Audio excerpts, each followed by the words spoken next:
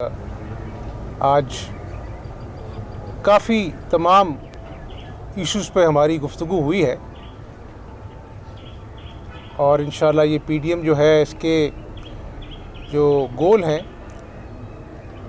वो सिर्फ कोई ये लॉन्ग मार्च या नो कॉन्फिडेंस तक नहीं है। जो 3 साल में इस मुल्क का हशर हुआ है उसको दोबारा ठीक करना, महंगाई जो आसमानों पे की हदों को छू रही है। आज मैं अखबार में पढ़ रहा था कि हज़ारों लोग पंजाब के जो कैंसर की मुफ्त दवाइयाँ शहबाज शरीफ के दौर में मिलती थी, आज वो मारे मारे फिर रहे हैं और उनको दवाइयाँ मुयस्सर नहीं हैं। इस हुकूमत ने वो दोबारा मुआहदा उस कंपनी के साथ नहीं किया। कूड़े के अंबार जो हैं वो आपको नज़र आते हैं। पाकिस्तान की तारीख़ में 28 साल बाद जो ये कॉटन प्रोडक्शन है वो लोएस्ट है। गन्ने की जो पैदावार है वो कम तरीन है, गंदम की पैदावार कम तरीन है। तो ये मसाइल हैं और इकॉनमी का आपके सामने है हाल, महंगाई का हाल आपके सामने है। तो मैं बिलावल साहब को अपना जो है वो अपने घर में देखकर मुझे खुशी हुई और मैं इनकी वालदा की बड़ी कदर करता हूँ। वो एक बहुत बहादुर औरत थी। उन्होंने जमहूरियत के लिए कुर्बानी दी, इस वतन के लिए कुर्बानी दी और हमने बहुत कुछ सीखा है मिसाक जमहूरियत से। और उसी का आउटकम था कि 10 साल जो है एक अच्छी रिवायात के साथ हम आगे बढ़े। गलतियां इंसान से होती हैं लेकिन हमने उन गलतियों से सीखा। लेकिन आज जो 3 साल में जो तूफ़ान बदतमीज़ी है, पार्लियामेंट में गालम गलोच होती है, टॉक शोज़ पे डाकू जो हैं वो टॉक शोज़ की ज़ीनत बनती है, इस तरह की गालम गलोच होती है। कल जो इस्लामाबाद में वाक़या हुआ, तो ये चीज़ें जो हैं ये पाकिस्तान के लिए अच्छी नहीं हैं, ये जमहूरियत के लिए अच्छी नहीं हैं। तो इंशाअल्लाह ताला हम आगे बढ़ेंगे और पाकिस्तान के मफाद के लिए जो है पीडीएम जो है उसके प्लेटफॉर्म पे इंशाअल्लाह हम अहम फैसले करेंगे। ये बताइएगा कि आप आज क्या ऑफर लेके आए हैं और किस किस्म की ऑफर आज आपने हमजा शहबाज को पेश की है। और हमजा साहब आपसे सवाल है कि जब गवर्नमेंट फॉर्मेशन हो रही थी सबसे पहले जब पंजाब के अंदर, तो आपने एक ऑफ़र करवाई थी काफ लीग को, क्या वो ऑफ़र आपकी अभी मौजूद है या ऑफ़र गैर मुद्दत छोटी सी मुद्दत के लिए थे? आपका बहुत शुक्रिया। सबसे पहले हम हमजा शहबाज शरीफ साहब जो कायदे हिज़्ब इख्तिलाफ़ है पंजाब में और पंजाब असम्बली में, अब हुकूमत का जो खौफ है और हुकूमत का जो हुकूमत को पता है कि उनका हुकूमत चाहे वो ऊपर है या नीचे कितना कमज़ोर है कि उनको कायदे हिज़्ब इख्तिलाफ़ को 2 साल में जेल में रखना पड़ा ताकि उनका टांगे मांगे कि हुकूमत यहाँ चल सकते।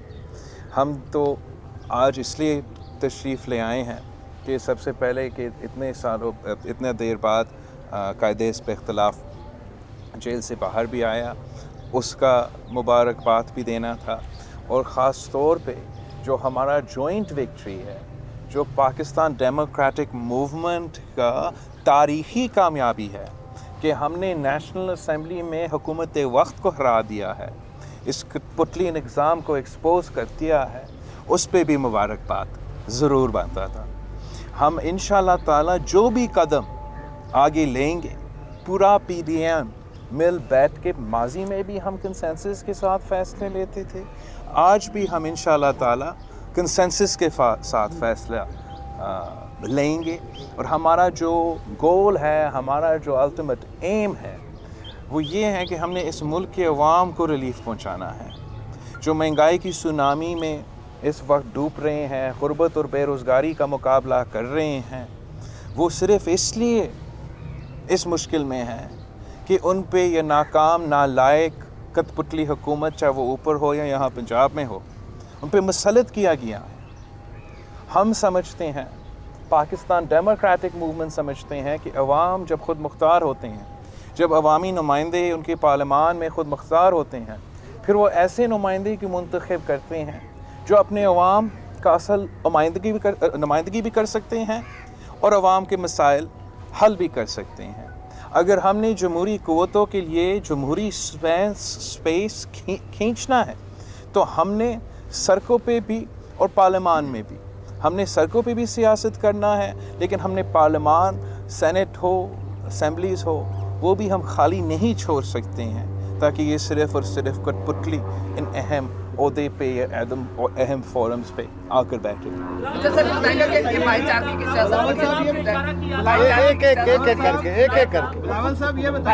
सियासत बड़ी अच्छी चीज़ है, कुछ हुकूमत उठ चुकी है, फिर सियासतदानों को आपस में लड़ा देनी है, उसको कैसे काउंटर करेंगे? और दूसरा मेरा सवाल है कि इमरान खान साहब का जो वोट लिया उन्होंने एतमाद का, वो आईनी ज़रूरत थी या उनके अंदर का खौफ?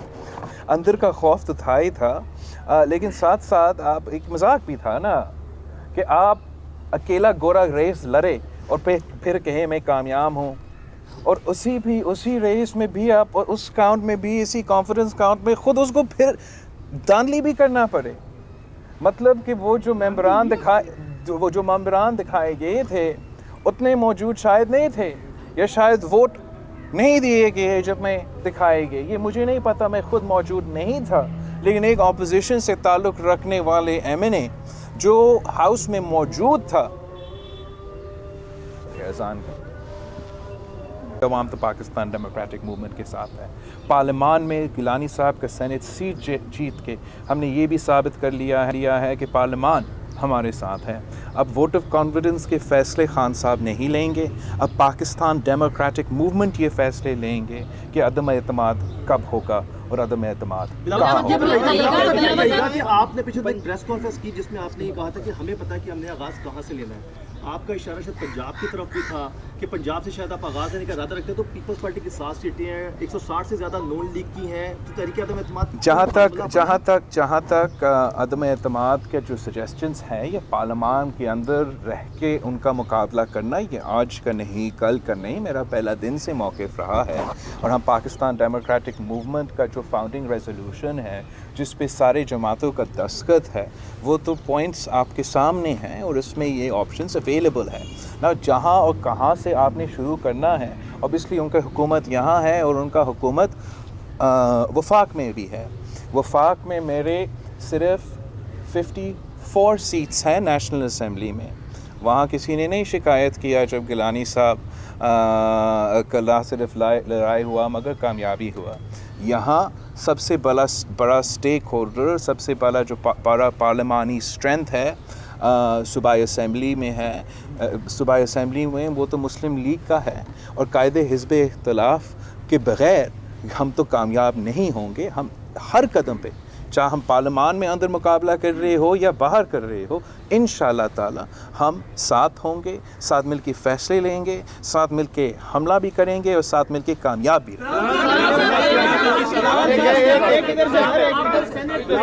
बाजी में आपका तजुर्बा है कि जब आपने कासिम संजरानी के खिलाफ नो कॉन्फिडेंस मूव किया था तो आपके 14 अरकान उधर चले गए थे। अब दोबारा आप सेनेट में जा रहे हैं, गिलानी साहब सेनेट का इंतखाब तो जीत गए, चेयरमैन सेनेट के इंतखाब में आप कैसे यकीनी बनाएंगे कि आपके अरकान दोबारा को उठा के ना ले जाएं? माजी का चेयरमैन का इलेक्शन से हमने काफ़ी कुछ सीख चुके हैं। अगर हम नहीं सीखते तो फिर हम ये जो नेशनल असम्बली का सीक्रेट बैलेट का इलेक्शन था वहाँ हार जाते, वहाँ जीते। और इंशाअल्लाह ताला हमारा पूरा कोशिश है हम सब मिल के मुकाबला करें तो जीत पाकिस्तान डेमोक्रेटिक मूवमेंट का होगा। गिलानी साहब को जिन लोगों ने सपोर्ट किया उनको ज़मीर फरमोश कहा गया, लेकिन जब बात आती है इत्माद का वोट लेने की तो उन्हीं लोगों से इत्माद का वोट भी लिया गया। आप क्या समझते हैं कि वो लोग दबाव में वोट देकर गए खान साहब को या अपनी मर्जी से वोट दिए? मैं समझता हूँ कि ना जब वज़ीर आज़म ख़ान साहब को अपना पहली दफ़ा वो वज़ीर आज़म मुंतखब हो रहा था, ना तब वो एमएनएज़ ने अपनी मर्ज़ी के मुताबिक वोट दिए थे और ना कल उन्होंने अपने मर्ज़ी के मुताबिक वोट दिए थे। फ़र्क ये है कि पाकिस्तान डेमोक्रेटिक मूवमेंट उस वक्त कायम नहीं था, और इस वक्त पाकिस्तान डेमोक्रेटिक मूवमेंट ना सिर्फ यूनाइटेड है मगर हमने साबित कर लिया है कि अवाम हमारे साथ है। तो जब अवाम आपके साथ होते हो, अवाम आपके साथ होता है तो कामयाबी भी आपको मिलता है।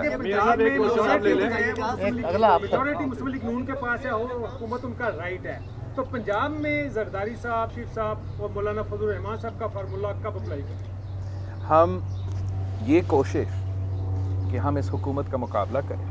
हम जमहूरी इंतज़ाज़ से, मेरे पास ना बंदूक है कि मैं गोली चलाऊँ, ना हम गैर जमहूरी क़ुव्वतें हैं कि मैं कोई गैर जमहूरी रवैया अपनाऊँ।